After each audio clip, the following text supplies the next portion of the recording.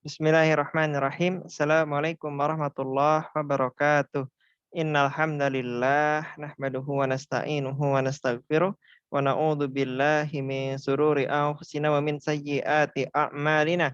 May yahdihillahu fala mudhillalah wa may yudlilhu fala hadiyalah. Asyhadu an la ilaha illallah wa asyhadu anna Muhammadar Rasulullah.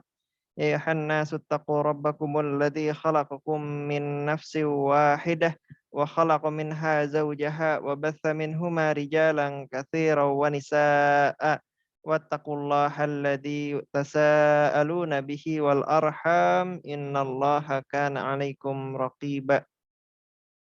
Kita lihat siapa aja yang hari ini hadir. Oke. Memang mungkin belum banyak yang hadir ya. Sebentar teman-teman ya. Hari ini kita akan masuk ke materi berapa sekarang? Materi 7 ya. Kemarin kita sudah belajar materi terkait dengan pemboikotan dan tahun kesedihan. Sebenarnya materi 7 pun materinya bercampur ya, ada sedih senang ya. Bentar saya share dulu. Ada senang dan sedihnya. Kenapa? Karena memang dakwah keluar Mekah juga tidak mudah teman-teman ya. Nanti kita akan ceritakan. Dan nanti di puncak-puncak kesedihannya Allah menghibur Rasulullah dengan Isra dan Mi'raj. Sebentar teman-teman. Saya mau ini dulu.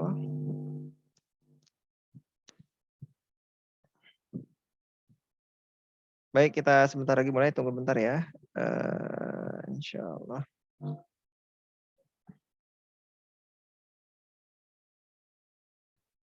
Dia agak berat nampaknya.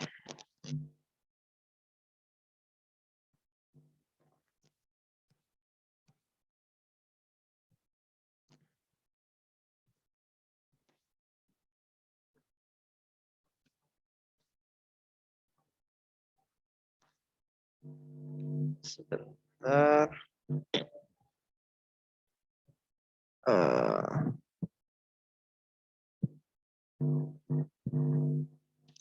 Baik, kita mulai. Nah, untuk materi ketujuh dakwah ke luar Mekah itu pertama dimulai dari Rasulullah SAW mencari jalan keluar ya dari sempitnya kota Mekah. Karena kemarin teman-teman kita sudah bahas bahwa di kota Mekah Rasulullah itu sudah gimana ya bahasanya sudah terjepit ya, sudah terjepit bahwa Abu Thalib sebagai pemimpin kepala suku kota Mekah sudah wafat ya. Kemudian juga istri Rasulullah Khadijah sudah wafat ya. Khadijah radhiyallahu anha ya, dan kemudian juga Mekah menjadi tidak kondusif ya, karena sekarang Rasulullah tidak ada yang melindungi. Benar-benar Rasulullah itu hanya Bani Hashim dan Bani Al-Muthalib saja yang ada. Itu pun mereka tidak lagi seberwibawa dulu karena tidak ada Abu Thalib yang melindungi Rasulullah Shallallahu alaihi wasallam. Rasulullah pun harus mencari jalan, mencari upaya supaya dakwah itu tidak hanya di Mekah saja karena melihat Mekah nampaknya sudah tidak kondusif lagi. Nah, teman-teman di tahun 10 kenabian ya. Jadi teman-teman kemarin kan sudah belajar tahun-tahunan ya. Tahun 1 sampai tahun 3 kenabian Rasulullah dakwah sembunyi-sembunyi. Tahun keempat mulai dakwah tahun ketiga dan keempat dakwah itu mulai terang-terangan. Tahun keempat karena sudah banyak permusuhan sudah mulai ada hijrah ya ke Habasyah. Kemudian nanti tahun ke-6 sampai tahun ke-9 pemboikotan, tahun ke-9 selesai pemboikotan malah bertambah kesedihannya, maka tahun ke-10 Rasulullah SAW mulai mencari cara ya. Jadi teman-teman kalau teman-teman sudah tidak bisa berjuang di satu tempat, maka hijrahlah, carilah peluang lain di tempat lain. Rasulullah SAW akhirnya berdakwah ke Taif ya, berdakwah ke Taif sekitar 100 km dari kota Mekah. Teman-teman ini jauh ya. Teman-teman di sini kebanyakan orang mana nih? 100 km tuh kalau di tempat saya misalkan bisa dari Jakarta ke Padalarang ya, dari Jakarta ke Padalarang belum sampai Bandung ya. itu 100 kilometer. Jadi Rasulullah itu benar-benar jalan kaki ya, jalan kaki beneran jauh sekali ya dari Mekah menuju ke Thaif ya. Dan Thaif teman-teman itu mirip kayak Bogor ya. Jadi di tengah gurun pasir tiba-tiba Thaif negeri yang subur penuh dengan perkebunan, dataran tinggi ya, gunung terjal juga, subur ya.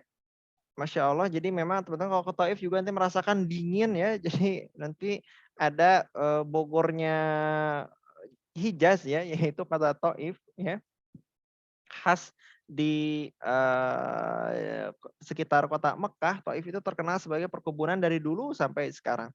Nah teman-teman, Rasulullah ditemani oleh anak asuhnya yaitu Zaid bin Harithah untuk segera berdakwah ke Thaif. Setibanya di Thaif langsung menemui pemuka kaum ya, para petinggi kaum. Namun para pemuka itu menolak Rasulullah Shallallahu Alaihi Wasallam. Rasulullah akhirnya setelah ditolak oleh para pemuka kaum ya, dakwah secara khusus kepada para petinggi Taif, langsung berdakwah kepada masyarakat Taif ya, datang hilir mudik ya ke sana kemari untuk berdakwah di tempat-tempat umum ya. Nah, namun masyarakat Taif menganggap Rasulullah hanyalah pendusta ya, tidak ingin diterima. Rasulullah, keluar ya, keluar masuk gang kota-kota Taif, namun tetap saja ditolak. Di hari ke-10, maka Rasulullah pun resmi diusir dari kota Taif. Mereka pun mulai melempari batu ya, Rasulullah berkumpul melempari Rasulullah, dicaci, dimaki, diteriaki ya, dilempar batu Rasulullah sampai kakinya berlumuran darah ya. Sedangkan Rasulullah dihalangi oleh Zaid bin Harithah ya. Jadi Zaid bin Harithah menghalangi badan Rasulullah Shallallahu Alaihi Wasallam dari belakang, ya, sehingga orang-orang ketika melempar Rasulullah kenanya Zaid bin Harithah, maka Zaid pun menerima luka-luka di kepalanya, teman-teman. Jadi dilempar sama batu beneran ya, dan bukan hanya Rasulullah yang berdarah, tetapi Zaid juga berdarah karena Zaid berusaha melindungi Rasulullah Shallallahu Alaihi Wasallam, dan akhirnya dua-duanya terluka parah. Kalau Rasulullah kakinya nanti bercucuran darah, kalau Zaid kepalanya yang keluar darah. Terus Rasulullah SAW selama hampir 5 kilometer berjalan sambil dilempari ya. Akhirnya orang-orang pun setelah Rasulullah keluar kota Taif berhenti. Rasulullah ketika keluar berjalan terus sampai nanti akhirnya masuk ke kebun milik pemuka orang-orang Quraisy ya. Jadi teman-teman orang-orang kota Mekah karena mereka hartanya banyak ya, mereka juga punya simpanan perkebunan, membeli perkebunan di kota Taif. Jadi teman-teman ibaratnya kayak orang Jakarta ya, punya kebun di Bogor gitu teman-teman. Nah ini juga sama, kebun milik Utbah dan Syaibah ya. Ini dua ini adalah musuh Rasulullah SAW. Namun keduanya kali ini tersentuh karena Rasulullah benar-benar babak belur ya, dilempari batu.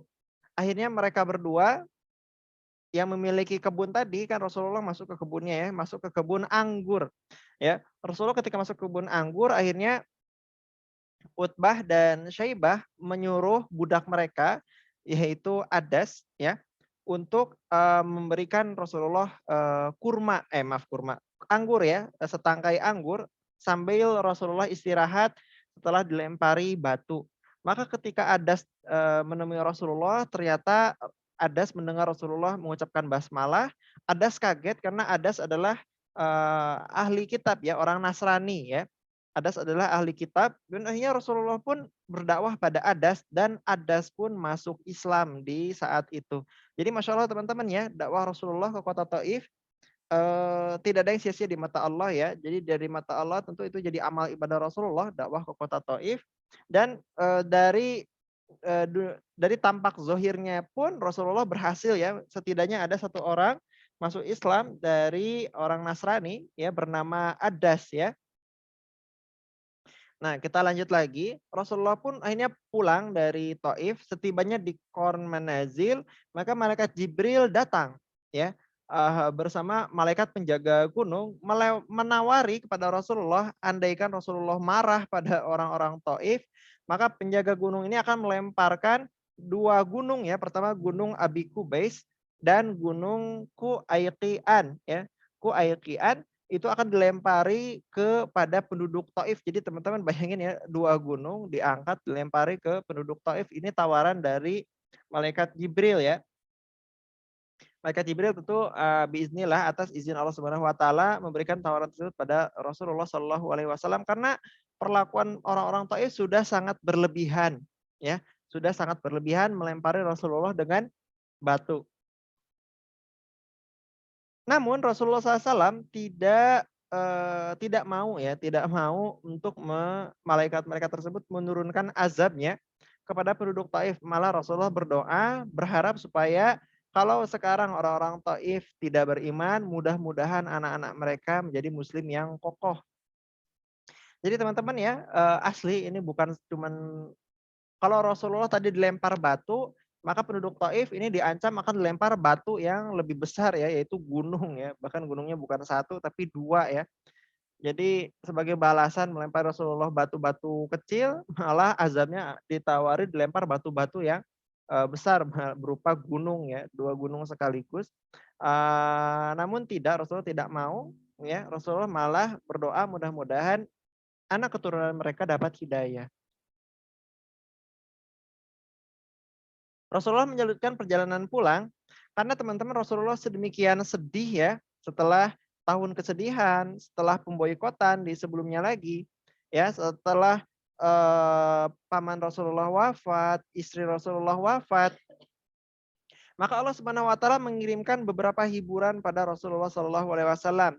Apa hiburannya? Ya, yang pertama adalah Allah mendengar ya membuat segolongan jin mendengar Quran yang dibaca oleh Rasulullah dan ini sekumpulan jin itu pun masuk Islam. Sekumpulan jin itu pun akhirnya memanggil kaumnya ya, kemudian bangsa jin pun masuk Islam.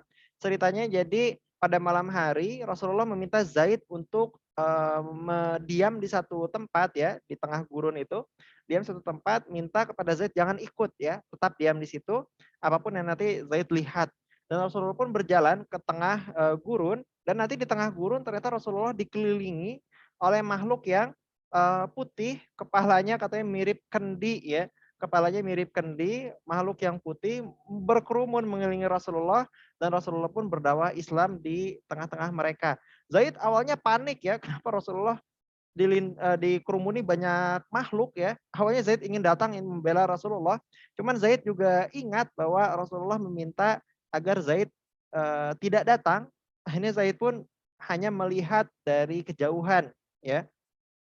Ini teman-teman sebagai hiburan dari Allah. Kenapa hiburannya? Bahwa andai Rasulullah kesulitan ya, andai manusia ramai-ramai menolak dakwah Rasulullah, Allah bawakan jin ya, makhluk yang lain yang lebih banyak yang ramai-ramai menerima dakwah Rasulullah Shallallahu alaihi wasallam. Inilah Quran surat Al-Jin ya.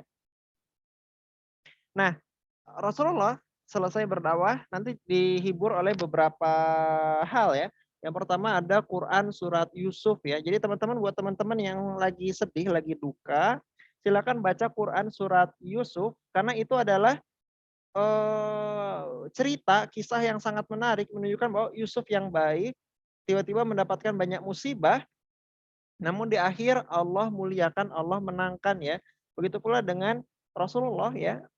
Datangnya surat Yusuf ini pada Rasulullah membuat Rasulullah yakin bahwa selama ini Rasulullah dihinakan, ya dilempar batu sampai bercucuran darah, nantinya Rasulullah akan Allah menangkan, akan Allah muliakan, dan Rasulullah yakin pada hal tersebut. Nah, Rasulullah akhirnya kembali pada Mekah, namun terbayang bahwa Rasulullah itu di Mekah sekarang sudah tidak ada pelindung lagi. Situasi Mekah masih sangat mencekam. Rasulullah sekarang butuh para petinggi Quraisy lain yang mau melindungi Rasulullah Shallallahu alaihi wasallam. Maka Rasulullah pun bertanya ke sana kemari ya, mengutus seseorang ya untuk meminta perlindungan dari petinggi Quraisy. Awalnya Rasulullah datang kepada Al-Akhnas bin Syarik, namun dia tidak mau memberikannya. Kemudian juga pergi ke Suhail bin Amr, namun juga tidak memberikannya. Akhirnya Rasulullah juga mengutus seseorang tadi pada Al-Mut'im bin Adi ya. Akhirnya Al-Mut'im bin Adi pun dia sebagai salah satu pemimpin di kota Mekah, walaupun dia tidak masuk Islam, tapi dia setuju untuk melindungi Rasulullah Shallallahu Alaihi Wasallam. Al-Mut'im bin Adi pun membawa kaumnya menghunuskan pedang, ya, lalu mengawal Rasulullah SAW masuk ke kota Mekah, masuk ke rumahnya dan mengumumkan Rasulullah di hadapan Ka'bah, ya, bahwa Al-Mut'im bin Adi sekarang menjadi pelindung Rasulullah Shallallahu Alaihi Wasallam. Jadi sekarang Rasulullah ada yang melindungi setelah wafatnya dari siapa? Dari Abu Thalib. Ini teman-teman jarang kita bahas, ya, jarang diingat orang, padahal ini tokoh yang sangat penting karena dari perlindungan orang kafir ini, Al-Mut'im bin Adi, ternyata dakwah Islam bisa terjaga di kota Mekah dan Rasulullah tidak terancam nyawanya pada saat itu di kota Mekah. Siapa? Al-Mut'im bin Adi, ya. Dia sebagai orang kafir, namun ternyata dia punya hati nurani, kasihan melihat Rasulullah SAW. Maka Al-Mut'im pun membawa kaumnya, ya, bahkan menghunuskan pedang, ya, rame-rame menghunuskan pedang, mengawal Rasulullah masuk ke kota Mekah, ya, mengumumkan di Ka'bah bahwa setelah peninggalan Abu Thalib, Rasulullah SAW sekarang pelindungnya adalah Al-Mut'im bin Adi, ya, sama-sama petinggi pemimpin di kota Mekah. Teman-teman ingat, ya, ini nama penting siapa? Al-Mut'im bin Adi, dan Rasulullah pun terus mengingat nama tersebut. Meskipun dia nanti sampai wafat tetap dalam kekafirannya, namun Rasulullah SAW sangat tersanjung, sangat sangat tersentuh atas perlindungan dari Al-Mut'im bin Adi, ya. Ini orang penting teman-teman, ya. Nah, akhirnya Rasulullah SAW, ya, tetap terus berusaha dakwah keluar kota Mekah, baik pada jemaah haji maupun pada Rasulullah datang keluar Mekah itu sendiri, dan nantinya ada kabilah-kabilah yang menerima dakwah Islam. Nah, Rasulullah berdakwah pada hampir seluruh kabilah, namun semuanya menolaknya, ya. Nanti belakangan ada teman-teman ini, ya, kabilah yang mana terkenal sebagai perampok, ya. Kabilah yang terkenal sebagai begal, ya. Jadi teman-teman ada satu pemuka kabilah namanya adalah Abu Dzar Al-Ghifari, ya. Dia ketika datang pada Rasulullah, ya, akhirnya dia masuk Islam, ya. Ceritanya panjang teman-teman, kalau saya ceritain nanti nggak muat waktunya, ya. Dia ketika masuk Islam, akhirnya dia ingin untuk ikut berdakwah di Mekah, namun Rasulullah tidak memberikannya. Jangan-jangan gitu kan, di Mekah sudah tidak kondusif. Nanti bahaya buat Abu Dzar Al-Ghifari. Akhirnya Abu Dzar Al-Ghifari pun pulang untuk berdakwah, mendakwah Islam pada kaumnya.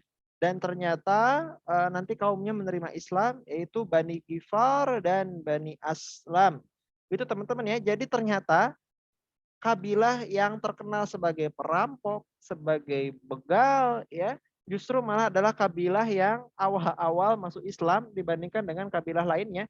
Di saat dakwah Islam ditolak oleh orang-orang, maka para perampok ini malah masuk Islam mendahului mereka. Jadi teman-teman, buat teman-teman, ya, kalau kita kenal orang-orang nakal di sekitar kita, ya, orang-orang yang ahli maksiat, orang-orang yang jauh dari agama, yang akhlaknya buruk, ya, bisa jadi mereka dapat hidayah lebih dahulu, dapat taufik lebih dahulu, ya, kemudian beramal soleh lebih banyak, ya, mendahului orang-orang lain yang dianggap terhormat, terpandang, ya.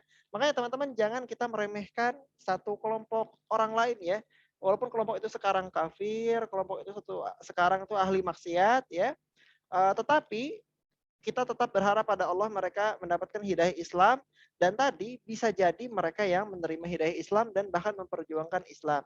Sebagaimana ini, ya, Bani Ghifar dan Bani Aslam, ya, kaum kabilah yang terkenal sebagai begal ini, ya, sebagai perampok di Jazirah Arab, malah yang menerima dakwah Islam dari hasil dakwah Abu Dzar Al-Ghifari, biidznillah, ya, atas izin Allah Subhanahu wa taala. Nah, teman-teman, kemudian Rasulullah tetap berdakwah kepada jemaah haji, kepada jemaah luas. Lalu akhirnya Rasulullah tiba di satu kemah, ya, namanya kemah suku Khazraj dari Yathrib, ya. Sebelumnya teman-teman mungkin akan ini, ya, akan sangat penting untuk menghafalkan suku ini, yaitu suku Khazraj dari Yathrib, karena inilah nanti awal dakwah di Madinah, dan ke depan kita akan terus mengulang-ulang nama suku Khazraj, suku Aus, Khazraj, Aus, Khazraj, Aus, ya. Nah, suku Khazraj adalah suku yang terbesar di kota Madinah ya, dan mereka ternyata menerima dakwah Islam ya. Kenapa mereka cepat menerima dakwah Islam? Ternyata ada beberapa alasan. Yang pertama, karena Khazraj itu bertetangga dengan orang-orang Yahudi, dan orang-orang Yahudi itu sesumbar. Sekarang waktunya Nabi akhir zaman keluar. Ketika Nabi akhir zaman keluar, maka kami akan memerangi kalian orang-orang Arab gitu kan. Kami akan menguasai seluruh jazirah Arab. Itu sesumbarnya orang-orang Yahudi gitu kan. Suku Khazraj sebagai tetangganya mendengar gitu kan. Jadi suku Khazraj itu karena tetangganya ahli kitab, mereka jadi tahu kisah-kisah para nabi terdahulu, tahu bahwa zaman ini adalah zaman keluarnya nabi akhir zaman ya.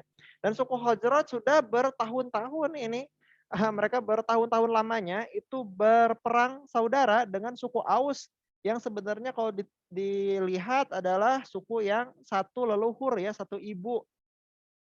Namanya suku apa gitu ya, suku Bani Bani Qoilah gitu kalau tidak salah, nanti saya cek lagi.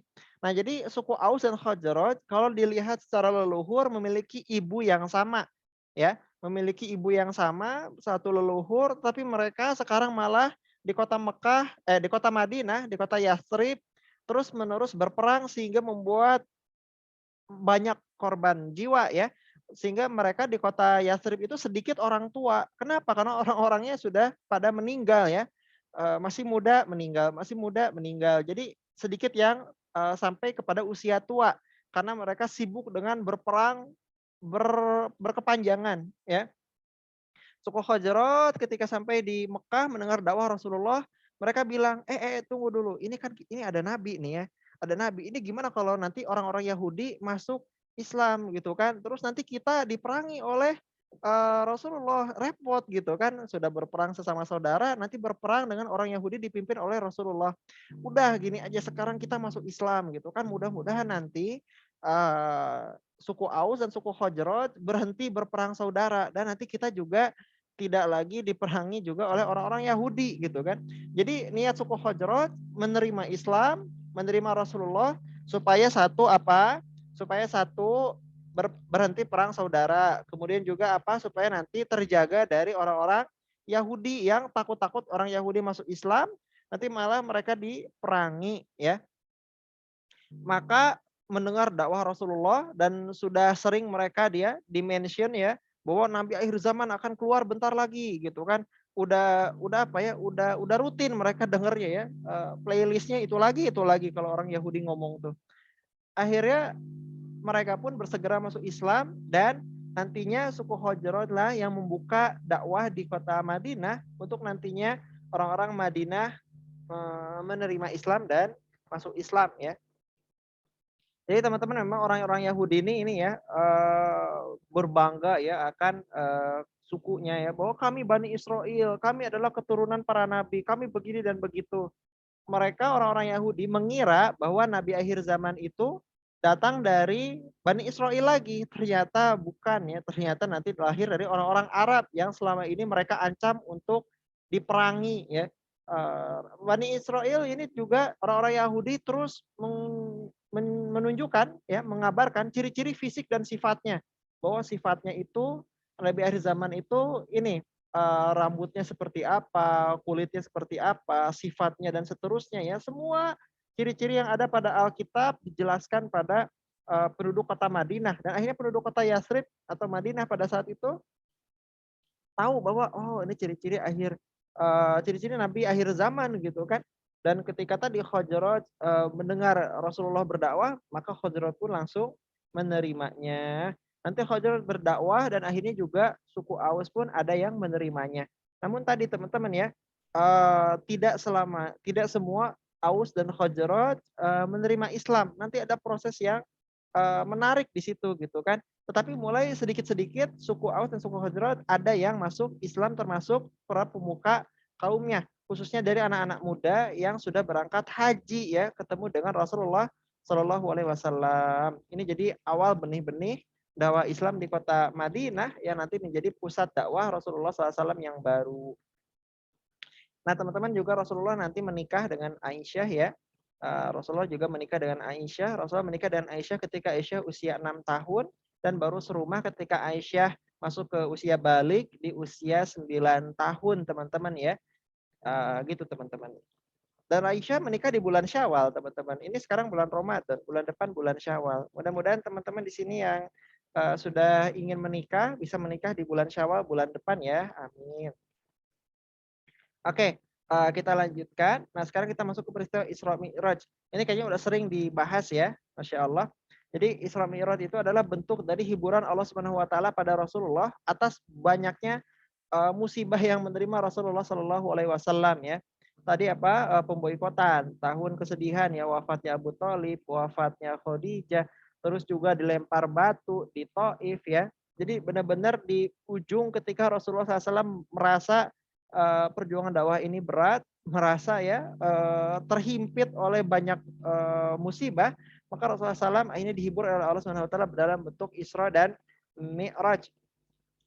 Ya, pada malam itu Rasulullah SAW ya diterbangkan dari Allah dengan ini ya kendaraan ya buruk itu al buruk dari Mekah ke Yerusalem ya ke Al Quds ke Baitul Maqdis ya. Di sana Rasulullah memimpin sholat para nabi, kemudian setelah Isra maka dimi'rajkan, diangkat ke Sidratul Muntaha ya. Di sana Rasulullah SAW bertemu dengan para nabi, para rasul lagi ya. Jadi setelah memimpin sholat di Masjidil Aqsa ya ketemu dengan para nabi dan para rasul yang banyak, maka Rasulullah diangkat ke langit, kemudian di langit bertemu lagi para nabi dan para rasul dan bertemu dengan berbagai macam kejadian ya, melihat berbagai macam ruh ya, melihat berbagai macam malaikat ya. Ini merupakan benar-benar hiburan sekali buat Rasulullah bahwa Allah itu benar-benar menunjukkan keajaibannya ya, menunjukkan kebesarannya sehingga Rasulullah menjadi semakin mantap hatinya dengan dakwah Islam.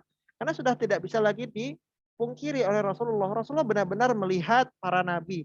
Rasulullah benar-benar melihat para rasul, melihat para malaikat, melihat ini ya melihat alam-alam ruh ya, dan nantinya juga naik kepada Allah Subhanahu wa taala, berbicara langsung dengan Allah Subhanahu wa taala di Sidratul Muntaha ya. Jadi benar-benar Rasulullah sudah tidak lagi akan ada keraguan sedikit pun ya, dipatahkan semua keraguan, dipatahkan semua kesedihan ya, bahwa Rasulullah benar-benar akan memenangkan pertarungan sebagaimana janji Allah Subhanahu wa taala. Nah, ada banyak kejadian teman-teman, cuman kalau saya bahas satu-satu nanti waktunya habis ya. Nah, intinya Rasulullah nanti di atas nanti ya di Sidratul Muntaha mendapatkan perintah dari Allah untuk sholat ya. Awalnya sholat itu berapa rakaat? Awalnya nanti 50 waktu ya. Kemudian ketika Rasulullah turun ke langit ketujuh bertemu Nabi Musa bilang umat manusia akan berat menjalankannya, maka diminta diturunkan. Nanti turun dari 50 waktu, terus nanti diturunkan juga lambat laun ke 15 waktu, nanti diturunkan lagi pada akhirnya sampai ke 5 waktu seperti sekarang. Nabi Musa bilang bahwa umat manusia akan berat menjalankan sholat 5 waktu gitu kan. Tapi Rasulullah menolak untuk kembali lagi ke langit ya, ke atas untuk menerima perintah sholat yang baru, untuk meminta keringanan waktu sholat, dan akhirnya di situ Allah pun menetapkan bahwa sudah ya sholat itu untuk umat Rasulullah 5 waktu ya. Ini teman-teman kalau saya ceritain secara detail, ini waktu kita sudah terbatas ya. Ini dan ini juga udah sering saya kira teman-teman dengar ya peristiwa Isra Mi'raj di sekolah-sekolah. Kita lanjutkan dulu ini karena masih banyak. Nah, teman-teman, kita sampai ke ini ya, sekarang Rasulullah sampai ke dunia ya, sampai ke kota Mekah ini di waktu duha ya. Jadi Rasulullah tidak memulai sholat 5 waktu itu di waktu subuh, tetapi waktu zuhur. Ingat ya, apa waktu sholat dari sholat 5 waktu yang pertama Rasulullah kerjakan? Jawabannya adalah sholat zuhur ya. Dan dulu pun Rasulullah sholat zuhur masih 2 rakaat ya, belum disempurnakan jadi 4 rakaat karena memang perintahnya dulu masih 2 rakaat, dan Rasulullah sholat pun dituntun oleh malaikat Jibril ya, segala jenis bacaannya. Nah, ketika Rasulullah sampai di waktu duha, Rasulullah SAW pun terdiam ya di dekat Ka'bah, terdiam, masih mungkin masih ini ya, masih ter apa ya, terkesan ya, masih masih terdiam dan masih bingung juga ini gimana cara menyampaikan pada orang-orang gitu kan. Akhirnya datang Abu Jahal melihat Rasulullah sedang terdiam ya, kayak kayak ada yang beda gitu dari raut wajah Rasulullah SAW. Abu Jahal pun nanya gitu kan, ini gimana? Apa ada kabar baru gitu kan? Abu Jahal yang sebenarnya musuh Islam, tapi lagi ingin ingin ya ingin tahu aja ya, ingin mengolok-olok Rasulullah SAW. Maka Rasulullah SAW pun menceritakan kejadian tadi malam bahwa Rasulullah pergi ke Baitul Maqdis, kemudian pergi ke langit, menerima perintah sholat, ya. Abu Jahal pun mendengarkan gitu kan, wah gitu, kayak gitu ya. Abu Jahal pun akhirnya bilang, Rasulullah ini bener kan akan disampaikan ke halayak ramai gitu kan, iya iya gitu. Maka Abu Jahal pun memanggil orang-orang halayak ramai. Oh, semua di sekitar Ka'bah ya, kota Mekah pun diributkan ya bahwa Rasulullah ingin mengumumkan menceritakan sesuatu gitu kan. Maka orang-orang pun datang berkumpul dan ingin mendengar Rasulullah ingin menyampaikan apa. Maka Rasulullah pun bercerita bahwa ya Rasulullah tadi malam pergi ke Baitul Maqdis di Yerusalem di Palestina ya, pergi ke langit ya. Dan orang-orang pun akhirnya makin kaget gitu kan. Ya Rasulullah kemarin-kemarin masih waras nih, kayaknya sekarang udah gila gitu. Jadi benar-benar orang-orang kaget. Bahkan kaum muslimin pun juga kaget. Emang benar gitu kayak gitu gitu kan. Kaum muslimin juga sempat bimbang ya. Benar nggak ya kayak gini gitu kan? Masih masih ini benar Rasulullah kayak gini gitu. Jadi kaum muslimin, orang-orang kafir apalagi gitu kan, bingung, benarkah Rasulullah kayak gitu?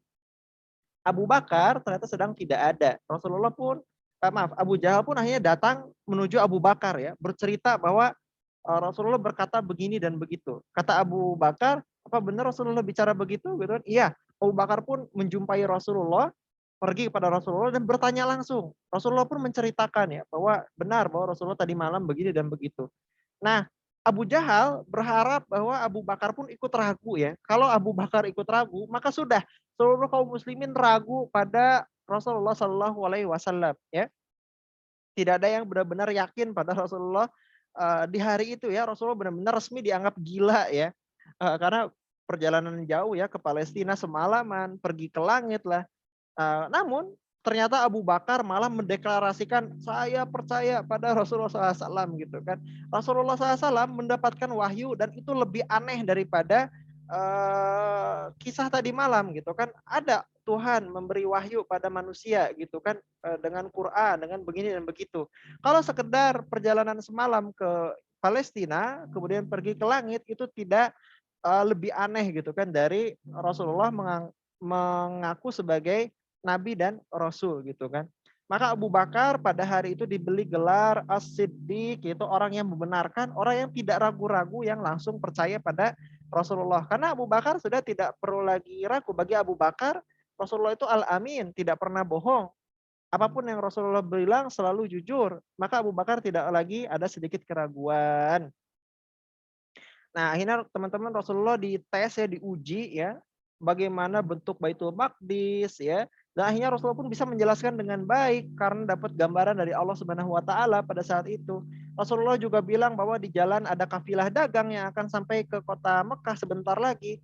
Saat ditunggu ternyata benar ada kafilah dagang, yang mana kafilah dagangnya benar-benar sesuai dengan deskripsi Rasulullah ya, bahwa di jalan sempat kehilangan unta gitu kan dan begini dan begitu kisahnya.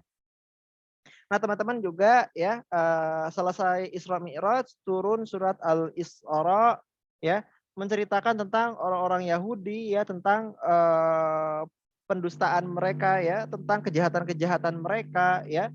Maka teman-teman di sini adalah isyarat yang kuat bahwa kepemimpinan dakwah tauhid di muka bumi mulai hari ini ya dipindahkan dari orang-orang ahli kitab, khususnya orang-orang Yahudi, berpindah kepada dakwah Rasulullah Shallallahu Alaihi Wasallam. Awalnya orang-orang Bani Israel dan ahli kitab ya yang memuliakan Al-Quds, yang dianggap sebagai ujung dakwah ya, ujung tombak dakwah risalah nabi-nabi sebelumnya. Sekarang diambil kepemimpinan bumi secara isyarat ya, dakwah Nabi Ibrahim ini, dakwah apa namanya, Alkitab ini kepada Rasulullah Shallallahu Alaihi Wasallam, dikukuhkan melalui surat Al Isra ya, surat Al-Isra atau surat Bani Israil ya. Teman-teman juga mungkin udah sering dengar ya. Baik, karena sudah habis ya, sebentar lagi Zoom-nya mati, mari kita tutup dengan hamdalah bersama-sama. Alhamdulillahirabbil alamin. Di grup sudah ada kuisnya, mohon dikerjakan teman-teman ya. Ini tidak mudah nih bikin kuis Sirah Nabawiyah ya. Mudah-mudahan bisa jadi alat teman-teman belajar Sirah Nabawiyah. Baik, teman-teman, kita tutup dengan doa kifaratul majelis. Subhanakallahumma bihamdika asyhadu an la ilaha illa anta astaghfiruka wa atubu ilaik.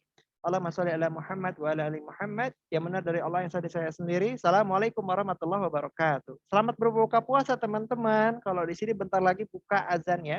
Terima kasih atas kehadirannya hari ini. Waalaikumsalam warahmatullahi wabarakatuh. Waalaikumsalam. Ya, terima kasih semuanya.